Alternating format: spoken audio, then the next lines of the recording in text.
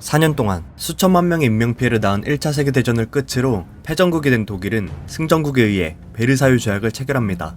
이 조약은 패전국인 독일에 대한 제재 규정을 포함하는데 독일은 정복했던 식민지들을 모두 포기해야만 했고 승전국이었던 영국과 프랑스는 전쟁에 대한 책임은 오로지 독일과 그의 동맹국들에 있다고 못 박아 버립니다. 그렇게 독일에 1320억 마르크라는 어마어마한 배상금을 요구하게 되는데 이 돈을 현재의 원화로 계산하면 수십에서 수백조 원에 이르게 되죠. 독일 정부는 베르사유 조약 배상금을 갚기 위해 화폐를 계속 찍어내야만 했고 이럴수록 화폐 가치는 더욱 떨어져 인플레이션 현상은 더욱 심해져갔습니다. 가뜩이나 전쟁에 대한 패전으로 국민들의 상실감은 이루 말할 수 없는 와중에 갚을 수 없는 수준의 배상금까지 떠안게 된 독일 국민은 사회에 대한 불만이 쌓여가게 됩니다. 이 시기 이러한 현실을 직시하면서도 그대로 받아들이고 싶지 않았던 한 사람이 있었는데 바로 아돌프 히틀러였습니다. 군대에서 제대한 그는 자신의 생각을 대중에게 펼치기 시작했고 국민들의 마음은 점점 움직였습니다. 그렇게 그는 정치판에 뛰어들어 작은 규모의 정치 집단인 독일 노동자당에 입당을 합니다. 그리고 얼마 지나지 않아 뛰어난 언변으로 대중에게 그의 이름을 알리기 시작했고 불과 1년 만에 노동자당 책임자가 된 그는 나치라는 이름으로 당명을 바꿉니다. 나치당이 힘을 키우고 반대로 현 정부를 무너뜨리고 싶었던 히틀러 일파는 1923년 11월 뮌헨에서 행사가 있다는 정보를 듣고 일명 맥주홀 폭동이라 불리는 쿠데타를 일으켰습니다. 독일 전체를 지배하는 독재자가 되겠다는 계획 아래 반란을 일으켰지만 실패하고 다음해 12월까지 투옥당하는 신세가 되고 맙니다. 하지만 감옥 안에서의 경험은 그렇게 나쁘지만은 않았습니다. 그는 그 안에서 자신의 정치적 입장을 밝히는 나의 투쟁이라는 책을 저술하였고 이 책을 통해 유럽을 정복하고 게르만 민족의 생존권을 동방으로 확장하겠다는 청사진을 제시해 민중들의 지지를 받기 시작합니다. 1929년 검은 목요일로 시작된 경제대공황으로 전 세계는 혼란에 빠지고 독일 또한 실직자 수가 600만 명으로 늘어나는 큰 타격을 입게 되는데 이 시기 히틀러는 총선에서 청중을 압도하는 천부적인 언변으로 국민을 사로잡는 데 성공합니다. 그리고 그들은 히틀러를 믿고 나치당에 희망을 걸기 시작합니다. 제1당으로 일어선 나치당은 공산당에 대항하는 극우 민족주의 대표 정당으로 떠오르기 시작했고 히틀러는 총리로 임명됩니다. 이때부터 나치당을 보호해주고 있던 나치 돌격대를 대거 모으기 시작하여 매우 많이 불어난 숫자로 군사력까지 장악하는 데 성공합니다. 이제 남은 건 정권을 잡는 것, 그리고 곧이어 나치당이 독일 정권을 장악하는 핵심 사건이 발생합니다. 1933년 2월 27일 누군가 독일의 국회의사당에 불을 질렀고 순식간에 불길에 휩싸인 현장에서 23살의 공상당원 한 명이 범인으로 지목돼 붙잡혀갑니다. 화재 발생 25분 후 현장에 도착한 히틀러와 당시 국회의장 헤르만 괴령은 현장을 보자마자 화재가 공산당이 폭동을 일으킨 것이라며 수천 명의 공산주의자들을 체포되게 하였습니다. 이 사건 이후 나치당은 선거에서 44%의 득표율로 공산당을 누르고 제1당의 자리를 유지합니다. 또한 나치당을 제외한 모든 정당을 해산시키고 강압적인 독재 체제를 이루어 반대 세력을 전부 숙청해 나가기 시작합니다.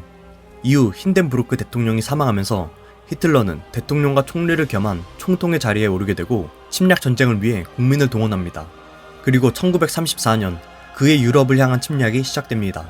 히틀러는 독일 민족, 즉 게르만 혈통의 우수성을 강조하면서 하나로 뭉쳐야 한다는 관념을 가졌습니다. 그에 따라 자신이 태어난 오스트리아를 독일에 합병시키는데 오스트리아는 한때 다민족으로 이루어진 제국이었지만 1차 세계대전이 끝난 후 게르만 민족으로 이루어진 소국이 됐기 때문이죠. 히틀러는 곧이어 체코슬로바키아에 독일인 거주자가 많은 지역인 수데텔란트를 넘길 것을 요구합니다. 이는 뮌헨 회담에서 체결된 것으로 일촉즉발의 군사적 긴장감을 이용해 반강압적으로 획득하게 됩니다. 그의 다음 목표는 폴란드였습니다. 폴란드의 단치이란 항구 도시는 제1차 세계대전에서 독일이 패배하면서 빼앗긴 영토였습니다. 때문에 히틀러는 이 도시에 독일계 주민의 해방을 주장하며 단치를 요구합니다. 하지만 이는 폴란드의 빈번히 거절당했고 결국 히틀러는 군사력에 의한 폴란드 문제 해결을 준비하라는 비밀 명령을 내리게 됩니다. 폴란드와 독일의 대립에 위기감을 느낀 영국과 프랑스는 폴란드에 대해 군사적 도움을 보증하기로 약속하게 됩니다. 그리고 히틀러는 이에 대응할 방법을 모색했는데 당시 소련의 독재자 스탈린과 손을 잡기로 한 것이죠. 소련과 동맹을 맺어 1차 세계대전 때처럼 양면 전선의 사태를 피하려고 했으며 스탈린 또한 폴란드의 반을 갖고 나아가 발트 3국, 핀란드의 땅을 확보하겠다는 생각을 한 것입니다.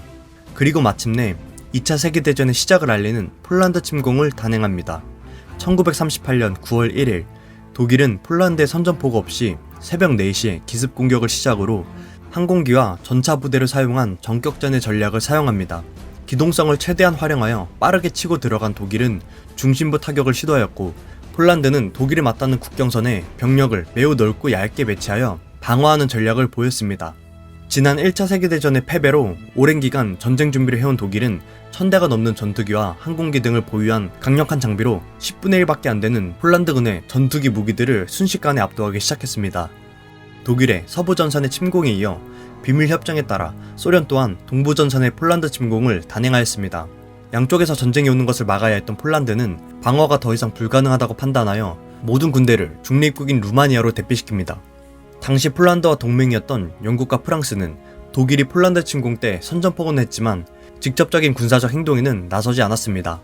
더군다나 폴란드는 탄탄한 방어선과 상황에 따른 유리한 방어 배치를 하지 않아 결국 3주 만에 독일군에게 포위당하는 결과를 맞이합니다.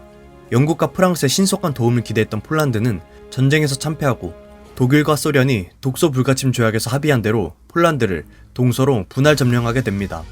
폴란드 점령이 끝난 후 이어서 소련은 발트 3국과 핀란드를 무력 합병하려고 했습니다. 그중 핀란드의 국경지대 영토 교환과 주요 항구의 임대를 요구했으나 핀란드는 강력히 거절했고, 이에 소련은 즉각 전쟁에 나섰습니다. 1939년 11월 30일 전투기 공습을 시작으로 소련군의 대대적인 핀란드 침공이 개시됩니다. 54만 병력과 2400대의 전차, 항공기 1000대를 동원한 대규모 공세로 1200km 이르는 국경선을 넘어 일제히 핀란드로 진격했습니다. 이에 맞서는 핀란드군은 예비 병력까지 합쳐도 30만 명에 미치지 못했고 항공기도 겨우 100여 대에 불과한 전력이었죠. 그러나 전황은 예상외로 진행됐습니다. 겨울전쟁이라 불리는 이 전투에서 핀란드는 지형을 최대한 이용해 호수의 얼음에 구멍을 내 위장을 하였고, 핀란드군의 스키 부대는 숲속을 빠르게 이동하며 소련군을 매복 공격했습니다. 특히 위장 효과가 큰 흰 군복을 입은 저격수들의 은폐 공격으로 소련군을 기습했고, 당시 핀란드인들은 소련의 외무장관 몰로토프를 조롱하는 의미에서 화염병을 몰로토프 칵테일이라 불리며 소련의 전차를 공격했습니다. 무엇보다 영하 40도의 혹한에서 소련군은 동상으로 인한 사망자가 속출하기 시작했습니다. 그렇게 겨울이 끝나면서 독일이 핀란드와 소련의 협정을 중지했고, 소련은 핀란드 영토의 12%를 받는 다소 후한 조건으로 전쟁을 끝내게 됩니다. 한편 옆에서 핀란드 침공을 마친 독일은 곧바로 좌측에 위치한 프랑스 침공을 준비하게 되는데, 독일은 프랑스 침공 때부터 이미 영프연합군의 선전포고 받았음에도 불구하고 약 7개월간 전면적 충돌이 거의 없이 대치 상태로 흘러가게 됩니다. 당시 프랑스는 정치적으로 매우 혼란한 상황 속에서 프랑스의 실제 동원 가능한 전력은 독일보다 한 단계 아래였고, 공군력은 2.5배에 달할 만큼 독일이 압도적이었습니다. 이러한 열세인 상황 속에서 독일과 동등한 정도의 전력을 구상할 때까지 방어적 태도를 취하고 최대한 프랑스에 늦게 공격해오기를 기다리고 있었던 것이죠.